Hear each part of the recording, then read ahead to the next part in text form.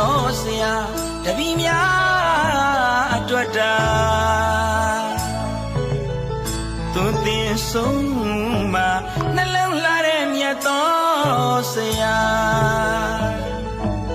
ကောင်းစီခြင်းတော်သည်ရင်ထက်မြက်စီဘူးသူကလမ်းညွန်ချောရခမှန်တလေမလွယ်တာလွယ်တာရှင်ကမမွေးပြီမေသူသွေးသားလို့ချစ်မဝနိုင်မှာအနစ်နာခံလို့ရာ